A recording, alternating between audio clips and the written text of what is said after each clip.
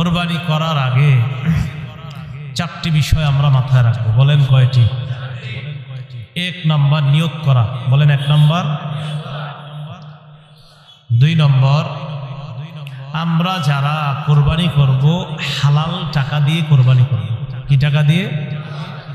3 নম্বর, শরীয়ত মোতাবেক কোরবানি করব।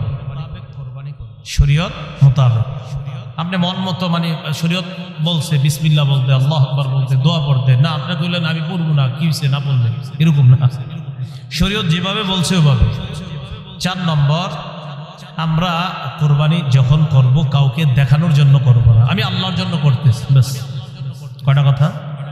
1 নম্বর নিয়ত শুদ্ধ, 2 নম্বর হালাল টাকা, 3 নম্বর মোতাবেক, 4 নম্বর কাউকে দেখানোর জন্য না। 1 নম্বর নিয়ত শুদ্ধ করা। সহিহ বুখারীর শুরু হাদিস, ক্বালা রাসূলুল্লাহ সাল্লাল্লাহু আলাইহি ওয়াসাল্লাম, ওমর ইবনুল খাত্তাব রাদিয়াল্লাহু তাআলা আনহুর বর্ণনা, রাসূলুল্লাহ সাল্লাল্লাহু আলাইহি সাল্লাম বলেন, ইন্নামাল আ'মালু বিন্নিয়াত, আমলের প্রতিদান নির্ভর করে নিয়তের উপর। আমলের প্রতিদান নির্ভর করে কিসের উপর? পরিশুদ্ধ নিয়তের উপর আমলের প্রতিদান নির্ভর করে। এজন্য মনে রাখবেন, কোরবানির আগে প্রথম শর্ত নিয়ত শুদ্ধ করা। নিয়ত কি করা? শুদ্ধ করা। তাই শরীকে কোরবানি দিতে খুব সতর্কতা অবলম্বন করা। 4 জন শরীকে দিচ্ছেন, 3 জন দিচ্ছেন, একজনের নিয়তে যদি ঝামেলা হয়, হ্যাঁ, সর্বনাশ হয়ে যাবে। পারেন একা দেন, না পারলে শরীকে দেন, বাকি শরীক যাদেরকে নিবেন তাদের যেন নিয়তটা শুদ্ধ থাকে।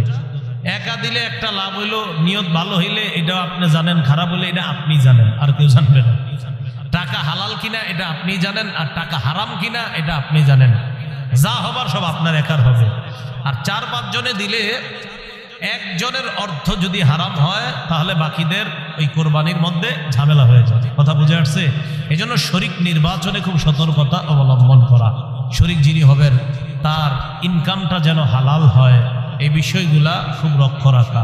আল্লাহ কথাগুলা বুঝার তৌফিক দান করেন।